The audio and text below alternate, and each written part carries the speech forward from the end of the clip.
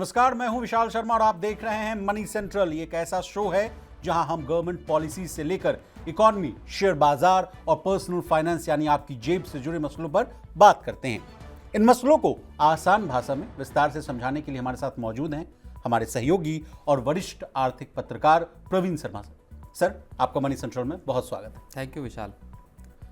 आखिरकार वही हुआ जिसका डर था। अमेरिकी राष्ट्रपति ने भारतीय समय के हिसाब से रात के 1:30 बजे दुनिया को टैरिफ के बोझ से लाद दिया और इसमें भारत भी नहीं बचा। टैरिफ का भारत पर क्या असर होगा, इस पर आज बात करेंगे। आज बात होगी आपकी जेब की, मोबाइल रिचार्ज की, जहां महंगाई की मार रुकने वाली नहीं। क्या है ये मामला, इसे समझेंगे। और आखिर में बात करेंगे ब्याज दरों की, जहां आपकी जेब को लगा है तगड़ा झटका। इस पर भी चर्चा करेंगे क्योंकि अगले हफ्ते होने वाला है मॉनेटरी पॉलिसी का ऐलान। तो चलिए फटाफट करते हैं मनी सेंट्रल की शुरुआत। बात करते हैं सबसे बड़ी खबर की, जो कि आई है अमेरिका से। ट्रंप ने टैरिफ का प्रहार कर दिया है। कम से कम 10% टैरिफ लगाया गया है। 60 से ज्यादा देशों पर ऊंचे टैरिफ की मार पड़ी। भारत को 26% टैरिफ से गुजरना पड़ेगा। हालांकि ऐसा भी कहा जा रहा है कि भारत इस चुनौती से आसानी से निकल जाएगा। प्रवीण सर, मेरा आपसे सवाल है कि अब टैरिफ पर जो तस्वीर जो है वो तो साफ हो गई, लेकिन आगे का रास्ता अब कैसा दिख रहा है? देखिए, कल रात अमेरिकन राष्ट्रपति डोनाल्ड ट्रंप ने जब टैरिफ का ऐलान किया तो जिस तरह की एक उम्मीद थी कि 10 से 12% का टैरिफ रेट रह सकता है इंडिया के लिए पर्टिकुलरली जी, वो उससे ज़्यादा निकला। 26% के टैरिफ का उन्होंने ऐलान किया। मोदी के बारे में उन्होंने कहा कि मेरे अच्छे दोस्त हैं और अभी हाल में आके गए थे, लेकिन भारत ऊँचे टैरिफ हमसे वसूलता है। अब जो कल के उनके ऐलान के बाद है, जो एनेक्सी निकल के आई है, जो उनका एग्जीक्यूटिव ऑर्डर साइन किया, उसमें 26 की जगह 27% टैरिफ की बात निकल कर सामने आ रही है। एक तो बात ये है, तो 1% की और बढ़ोतरी दिखाई दे रही वहाँ पे, जबकि उन्होंने जो चार्ट दिखाया था उसमें 26% की बात थी। अब जो अलग अलग ब्रोकरेज हाउस हैं, जो अलग अलग मार्केट के दिग्गज हैं, चाहे आप समझ लीजिए कि इकोनॉमिस्ट हों, स्वामीनाथन अय्यर हों, या समीर अरोड़ा हों, या नीलेश शाह हों, वो उनके तर्क जो हैं अलग अलग हैं, बटे हुए हैं। इसी तरह से जो बड़े ग्लोबल ब्रोकरेज हाउसेस हैं, उन्होंने भी भारत के ट्रेड, भारत की इकोनॉमी और मार्केट्स को लेके बात कही है, अलग अलग बात कही है। चैम्बर जो भी एक इंडस्ट्री के चैम्बर्स हैं, उनके भी अलग अलग आए हैं।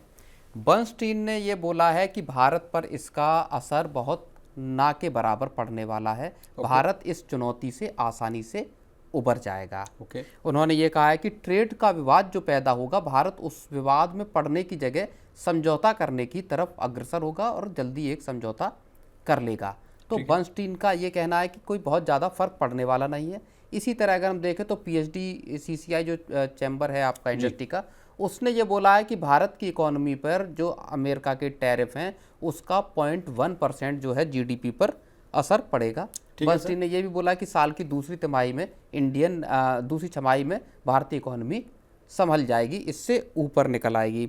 इसी तरह से एसोचैम है, एसोचैम कह रहा है कि भारत की जो इकोनॉमी है वो घरेलू डिमांड पर आधारित है। PhD का ये कहना है कि साहब आत्मनिर्भर भारत जो है, PLI की स्कीम है, मेक इन इंडिया है, आत्मनिर्भर भारत है, इस तरह की जो सरकार ने पॉलिसी शुरू की हैं, मुहिम चलाई हैं, इनकी वजह से भारतीय इकोनॉमी को बचने में इनसे मदद मिलेगी। ठीक। इसके अलावा अगर हम बात करें, नीलेश शाह जैसे बड़े दिग्गज हैं, उन्होंने एक बात कही कि अभी पिक्चर बाकी है, यानी इसका असर अमेरिकी इकोनॉमी पे दिखाई दे सकता है और इसका असर फिर बाकी जगहों पर भी नज़र आ सकता है दुनिया भर में। स्वामीनाथन अय्यर जो है वो कह रहे हैं कि जिस तरह अमेरिका ने ये जो टैरिफ ऐलान किए हैं, इसी तरह से स्मूथ हौले करके टैरिफ का ऐलान हुआ था 1930 के आसपास। और उसकी वजह से जो टैरिफ हुए, ग्रेट डिप्रेशन के समय क्या आप बात बता रहे हैं? बिल्कुल, और उसी वजह से वहां पर 1930 का 1932 का एक ग्रेट डिप्रेशन दिखाई दिया। तो ये पूरा का पूरा ग्लोबल इकोनॉमी की जो ग्रोथ रेट है उसको सुस्त करेगा। उसके असर से भारत की इकोनॉमी सुस्त होगी और अमेरिका की भी अंत में इकोनॉमी सुस्त होगी। तो ओवरऑल जो ग्लोबल GDP है उसमें सुस्ती की एक बात स्वामीनाथन अय्यर कह रहे हैं जी। एक चीज जो नीलेश शाह ने कही, उन्होंने कहा कि ग्रोथ भी सुस्त होगी, साथ के साथ अमेरिका में महंगाई के बढ़ने का भी इससे खतरा पैदा सर, जरूर होगा। कल के मनी सेंट्रल में हम लोगों ने चर्चा की थी समीर अरोड़ा साहब की भी, वो भी कह रहे हैं कि जो टैरिफ का जो इम्पैक्ट है वो तो डायरेक्ट नहीं होगा, लेकिन उस टैरिफ को लगाने से अमेरिका पर जो प्रभाव पड़ेगा उस वजह से भारत की इकॉनमी पर जो है गहरा जो है अगर आप कहिए झटका लग सकता है या लग सकता है। तो तमाम लोग तो यही कह रहे हैं बात। बिल्कुल, समीर अरोड़ा ने आज भी ये बात कही। उन्होंने ये कहा है कि जिस तरह के टैरिफ का ऐलान किया गया है उससे दुनिया में एक ट्रेड वॉर छिड़ने का अब साफ तौर पर खतरा दिखाई दे रहा है। चीज़ें अब शुरू हुई हैं दरअसल जी। उन्होंने कहा है कि चीन ने या कनाडा ने या यूरोपियन यूनियन ने अपने रिटेलिएटरी एक्शंस की बात कह दी है। चीन ने साफ तौर पे कह दिया कि अमेरिका तत्काल इन टैरिफ्स को घटाए, नहीं तो हम अपना रिटेलिएटरी एक्शन शुरू करेंगे, यानी हम अपने टैरिफ बढ़ाने या दूसरे जो कदम हैं उनको उठा सकते हैं। तो कुल मिलाकर अभी चीज़ें खत्म नहीं हुई हैं। यूबीएस और मैक्वायरी की भी यहाँ रिपोर्ट की मैं ज़रूर चर्चा करना चाहूँगा। मैक्वायरी ने कहा है कि भारत के लिए ये एक बड़ा खतरा है जो अमेरिका ने टैरिफ का जो वार चला है, और भारत के जो कई सारे एक्सपोर्ट ऐसे हैं जो अनवायबल हो जाएंगे, यानी वो अमेरिका में काम करने लायक नहीं रहेंगे, उन प्रोडक्ट्स को अमेरिका में भेजना फ़ायदेमंद नहीं रह जाएगा। तो वो जो जितनी आशंका थी उससे कहीं ज़्यादा बुरे ये टैरिफ लगाए गए हैं। मदर ऑफ ऑल डील्स से 26 नहीं, अब तो आप कह रहे हैं 27% ना। बिल्कुल, एक दिन का भी समय नहीं बीता और 1% की बढ़ोतरी होती जा रही है। तो मदर ऑफ ऑल, वो जो जब बाद में जब एग्जीक्यूटिव ऑर्डर साइन किया उसमें जो एनेक्सी में जो उसका ब्यौरा था उसमें 27% है। तो जैसे यूबीएस भी कह रहा है कि इंडिया के लिए ये एक नेगेटिव इवेंट है और भारत की ग्रोथ पर इसका असर दिखाई दे सकता है। ओवरऑल अगर हम बात करें तो मिली जुली चीज़ें हैं।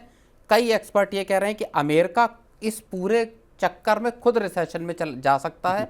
अमेरिका में महंगाई बढ़ सकती है, कंज्यूमर्स जो है वो एक बड़ा हिस्सा रखते हैं, वहाँ पर अगर महंगाई बढ़ती है तो फिर पूरा का पूरी इकोनॉमी अगर रिसेशन में गई तो मार्केट्स नीचे आएंगे और वो असर इंडियन मार्केट्स पर भी दिखाई पड़ सकता है। जी, ये तो कह रहे हैं सर ट्रम्प साहब कि भाई अमेरिका को सबसे अमीर देश हम बना देंगे।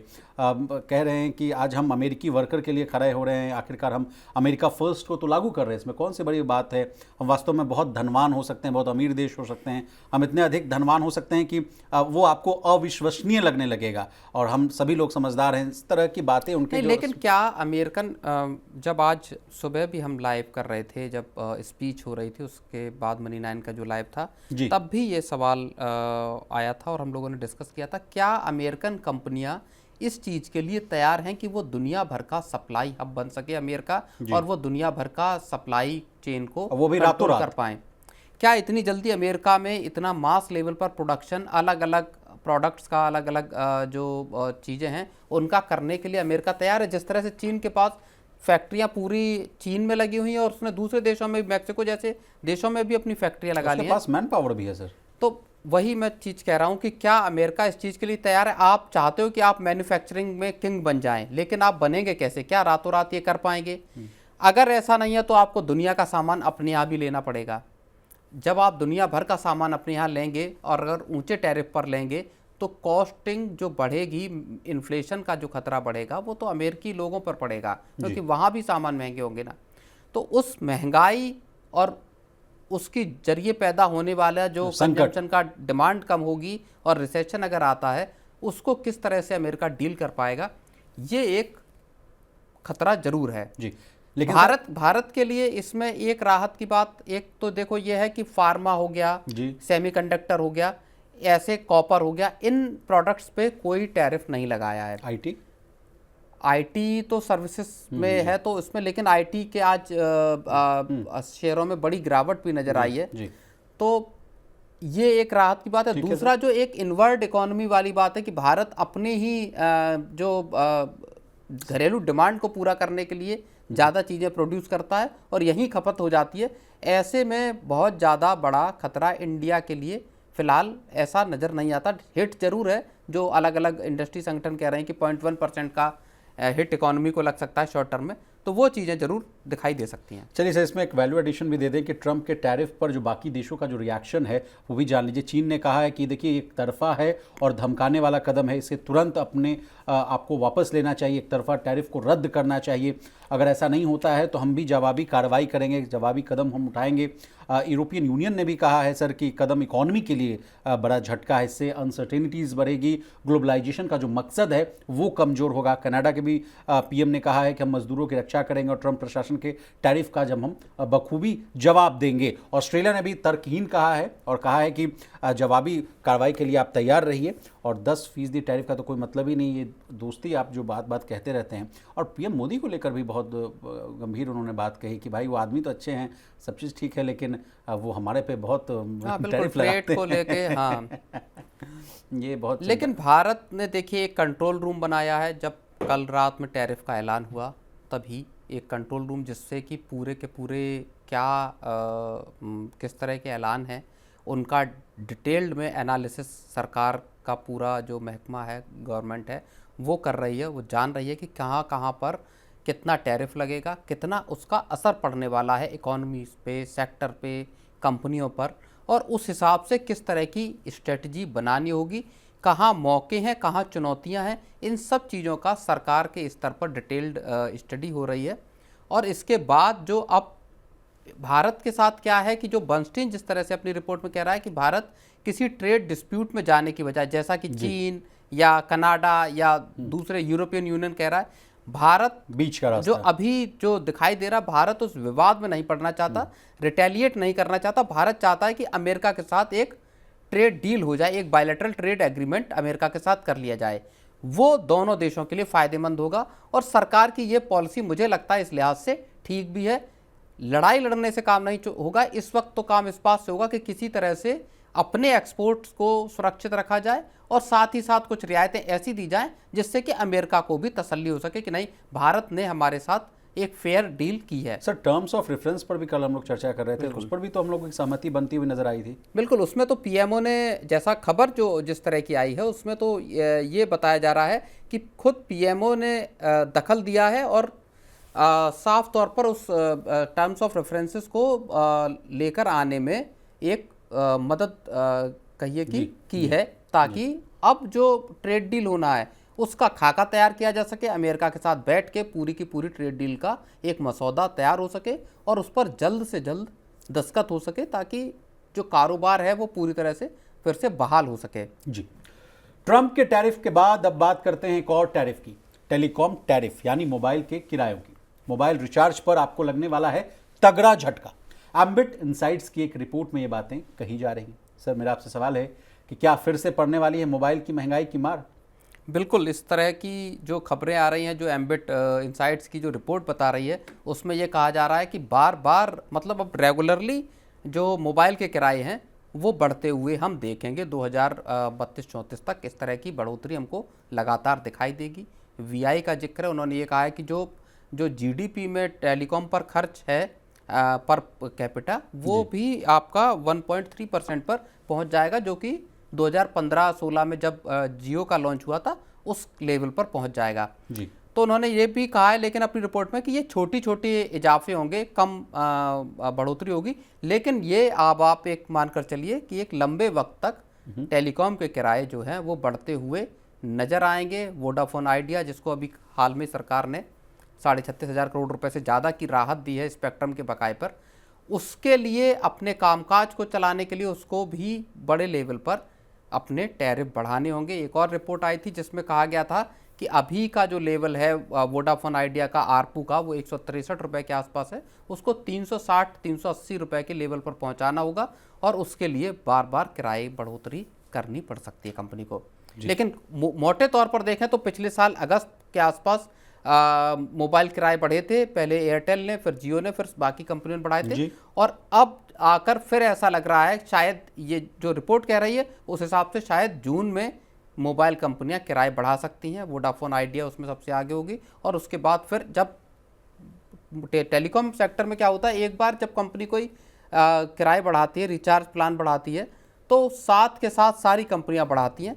तो वो पिछले साल के बाद एक बार फिर एक साल पूरा होने के आसपास ही फिर से महंगा हो सकता है आपका मोबाइल रिचार्ज, जैसा कि ये रिपोर्ट कह रही है। सर मैं कह रहा हूँ कि ऐसी जो रिपोर्ट पब्लिश की जाती है, क्या वो लोग हमारे महंगाई दर वाले आंकड़े देखते रहते हैं क्या? अभी हाल फिलहाल में 4% से नीचे आई थी महंगाई दर, 3.6% के आसपास थी।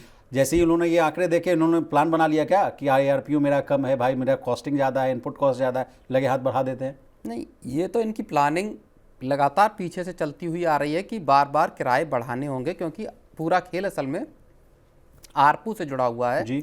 जब तक आरपू को, जैसे कि खुद एयरटेल ने बोला था कि आरपू को 300 रुपये तक अगर नहीं पहुंचाते हैं तो बिजनेस करना थोड़ा मुश्किल होगा। वो एक वायबल लेवल है जहां पर कि आरपू का होना चाहिए, मतलब हर व्यक्ति से एवरेज तौर पर 300 रुपये लेने होंगे हर महीने का। हाँ, तो वो एक आरपू मतलब एवरेज पर यूजर रेवेन्यू जो है वो होता है आरपू।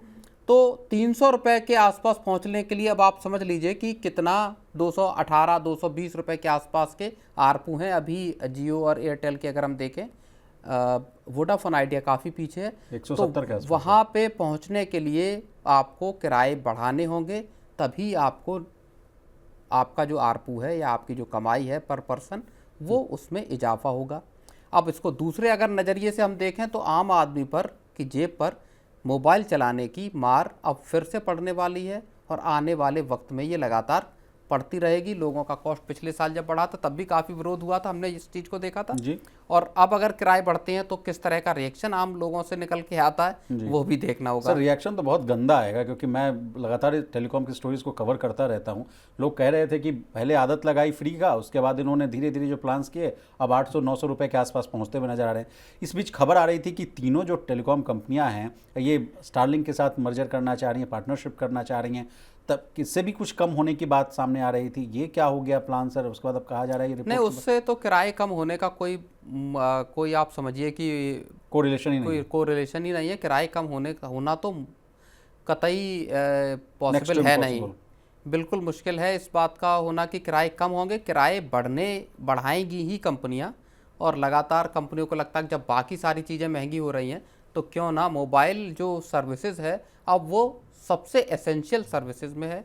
चाहे आप डेटा यूज़ को देख लीजिए, चाहे आप वॉइस को देख लीजिए, जो बिना मोबाइल के आपकी सर्विसेज का चलना मुश्किल है। आपको हर काम के लिए OTP हो या दूसरी चीज़ें हों, आप बिना मोबाइल के काम नहीं कर सकते। और कंपनियों को लगता है कि जब वो इतनी अहम सर्विसेज को प्रोवाइड करा रही हैं तो सबसे पैसा लेने का भी उनके पास अधिकार है। क्या सरकार, क्या ट्राई इसमें दखल देगी, इसको देखना होगा। क्या लोगों को कुछ वक्त और राहत मिलेगी, कब आखिर नए चरण में किराए बढ़ाए जाते हैं, वो भी देखने वाली है। सर कॉम्पिटिटिव प्राइसिंग का क्या होगा? मान लीजिए आप खुद ही एक्सप्लेन कर चुके हैं कि देखिए एक बढ़ाता है तो दूसरी भी जो है लगातार जो इतनी भी जो कंपनियां वो भी बढ़ाने लग जाती है। लेकिन हम तो सीधा साधा अगर हम लोग बिजनेस समझते हैं या इकोनॉमी को समझते हैं सर, 4 ऑप्शंस हमारे पास हैं, इसलिए दिए जाते हैं कि आपको ये नहीं पसंद है तो ये यूज़ कीजिए, ये नहीं पसंद है तो ये यूज़ कीजिए। लेकिन अगर 100-100 रुपये रखेंगे या 500 रखेंगे सब कोई, तो फिर कस्टमर्स के लिए तो बड़ा घाटे का सौदा हो जाता है ना। देखिए, पिछले कुछ वर्षों में टेलीकॉम सेक्टर में एक जो प्राइस वॉर था वो ख़त्म हो गया है। ये बात को समझने वाली बात है। प्राइसिंग की जो एक वॉर थी, एक टैरिफ वॉर जो थी टेलीकॉम कंपनियों के बीच, एक दौर ऐसा था जबकि हर कंपनी ये कोशिश करती थी कि हमारा जो रिचार्ज है वो दूसरे से कम हो, जिससे कि ज़्यादा से ज़्यादा कंज्यूमर्स आपके पास आएँ। लेकिन उस प्रतिस्पर्धा के बाद में जब बाकी कंपनियां पिछड़ती गई, खत्म होती गई, अंत में अब मैदान में बची हैं 2 कंपनियां। BSNL खत्म हो गई, एयरटेल MTNL खत्म हो गई, जियो वोडाफोन आइडिया की हालत खस्ता है। 2019-20 के बाद से उसकी एकदम से हालत पतली है, 2 लाख करोड़ के आसपास का कर्जा है। मार्केट में अब मोटे तौर पर बची हैं 2 कंपनियां, वो है एयरटेल और वोडाफोन आइडिया। और दोनों को लगता है कि अब बहुत ज़्यादा विकल्प कंज्यूमर्स के पास या यूजर्स के पास नहीं है। ऐसे में जब एक मतलब बिना प्राइस वॉर शुरू किए अपने कारोबार को किस तरह से आगे बढ़ाया जा सकता है, उस डुओपोली के माहौल में ये दोनों कंपनियां काम कर रही हैं। और इसी वजह से अब हमको प्राइसिंग वॉर नहीं दिखाई देती, बल्कि एक साथ जब कोई एक बढ़ाता है अपने रिचार्ज प्लान को तो दूसरा और तीसरा सब एक साथ मिलकर प्राइस को बढ़ाते हैं। जी, उसी तरह से पार्टनरशिप को भी लेकर हम लोगों ने देखा था कि एयरटेल ने जैसे ही स्टारलिंक के साथ पार्टनरशिप किया, तुरंत उसके बाद देखने को मिला कि जियो ने भी पार्टनरशिप कर लिया। उसके बाद देखिए वीआई की भी चर्चा होगी। बिल्कुल, सैटेलाइट जो सेटकॉम वाला मामला है, सैटेलाइट कम्युनिकेशन के जरिए जो इंटरनेट देने वाला है, वहाँ पर प्राइसिंग के सस्ते होने की उम्मीद बहुत कम है, क्योंकि जो स्टारलिंक के बाकी जगहों पर पैकेजेस हैं वो महंगे हैं, और जो अलग अलग रिपोर्ट्स जो दूसरी आ रही हैं वो भी ये कह रही हैं कि सस्ता होना मुश्किल है। जो दूसरे देशों में जिस तरह के प्लान्स हैं उसी की तर्ज पर भारत में भी स्टारलिंक के प्लान होंगे। चलिए, तो महंगे टैरिफ प्लान के लिए तैयार रहिए। चलिए, आखिर में एक और खबर ऐसी है जो आपकी जेब से जुड़ी हुई। बात बैंक डिपॉजिट की और उसमें मिलने वाले ब्याज की। यहाँ भी आपको अब झटका लगने वाला है, क्योंकि बैंक अपने डिपॉजिट के रेट घटाने लगे। देखिए, एचडीएफसी बैंक, यस बैंक, बंधन बैंक और एनबीएफसी, बजाज फाइनेंस ने ये कदम उठा लिया। 25 से 40 बेसिस पॉइंट्स तक रेट जो है वो कम हो गए। मेरा आपसे सवाल है सर कि क्या इसका मतलब ये है कि अब कर्ज के रेट भी नीचे आएंगे? बिल्कुल, कर्ज भी सस्ता होने की अब उम्मीद बढ़ रही है। फरवरी की जब रेपो रेट को कटौती की थी आरबीआई ने, उसके बाद से अभी तक जो लोन के रेट थे वो भी स्टेडी थे, और जो डिपॉजिट्स के रेट थे वो भी तकरीबन स्थिर थे, उसमें किसी तरह की कटौती नहीं हुई थी। अब इस एक हफ्ते में एचडीएफसी बैंक हो, यस बैंक हो, या बंधन बैंक हो, या फिर आपका एनबीएफसी में बजाज फाइनेंस हो, इन्होंने अपने रेट्स को कम किया है डिपॉजिट्स में। तो माना ये जा रहा है कि इनके जो एमसीएलआर हैं वो कम हुए हैं, और अब जो है इसका फ़ायदा कर्ज के जो रेट हैं वहाँ पर भी मिलने की उम्मीद है। इसको एक तरह से और समझिए कि अगले ही हफ्ते यानी 9 तारीख को आरबीआई की मॉनेटरी पॉलिसी की बैठक होने वाली है। ज़्यादातर जो इकोनॉमिस्ट हैं वो इस बात को मान रहे हैं या ये बात कह रहे हैं कि इस मॉनेटरी पॉलिसी की बैठक में भी 25 बीपीएस की रेट कट होना तय है। तो इसके बाद जो आपके लोन के रेट हैं वो भी कम होंगे, और इसके साथ ही डिपॉजिट्स के रेट भी और कम होते हुए नज़र आ सकते हैं। आपको एक चीज़ और, अगर आंकड़े की हम बात करें तो जो 7% या उससे ज़्यादा के जो डिपॉजिट्स वाला जो रेशियो है बैंकों के पास, वो दिसंबर 2023 में 61% के आसपास था, जो कि दिसंबर 2024 में 70% के आसपास, 70% से ज़्यादा निकल गया। यानी 7% से ज़्यादा का जो डिपॉजिट है उसका रेशियो है वो बढ़ गया। तो इसका मतलब ये था कि बैंक ज़्यादा डिपॉजिट के लिए आपको पैसा दे रहे थे, 7% या उससे ज़्यादा का ब्याज दे रहे थे। एक वजह उसकी बड़ी ये भी है कि बैंकों की जो क्रेडिट ग्रोथ है वो डिपॉजिट ग्रोथ से ज़्यादा अभी भी बनी हुई है। 4-5 बैंकों ने अपने आंकड़े अभी हाल में दिए, उसमें जिसमें साउथ इंडियन बैंक है, सेंट्रल बैंक है, पंजाब एंड सिंध बैंक है।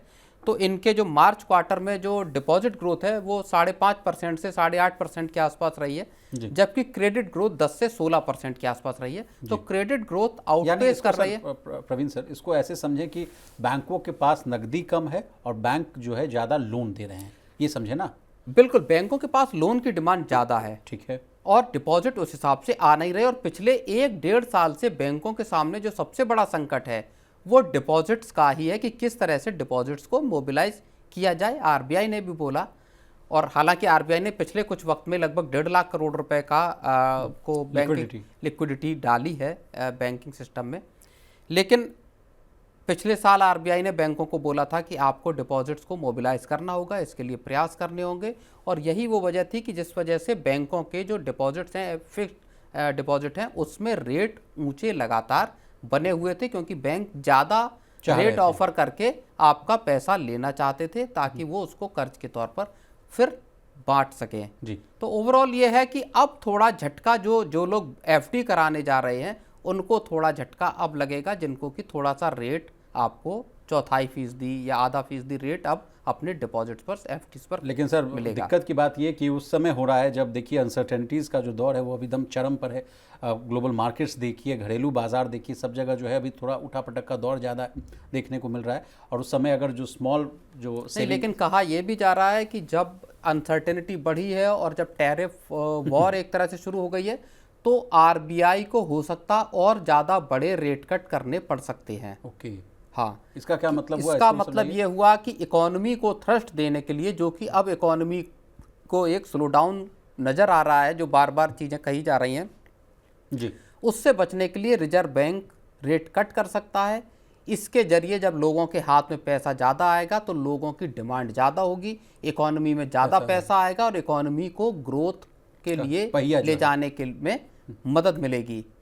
इसका असर दूसरे तौर पर अगर आप देखोगे तो अगर ज़्यादा बड़े रेट कट होते हैं, इसका मतलब आपका जो एफडी पर रेट है वो वो कम होगा। घटेगा, आपके लोन के रेट भी घटेंगे क्योंकि फिर लोन की डिमांड भी बढ़ेगी। कोविड वाले टाइम्स को आप अगर उदाहरण के तौर पर समझें सर, बिल्कुल। उस समय जो हमारे सेविंग्स पर भी जो रेट था वो भी कम थे और लोन भी बहुत कम दर पे जो थे वो मिल रहा था। तो वैसे ही कुछ होने की संभावना है। बिल्कुल।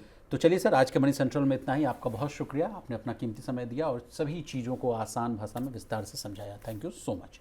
तो इसी तरह देश, दुनिया और बिजनेस जगत से जुड़ी तमाम ताज़ा तरीन खबरों के लिए बने रहिए हमारे साथ और देखते रहिए मनी 9।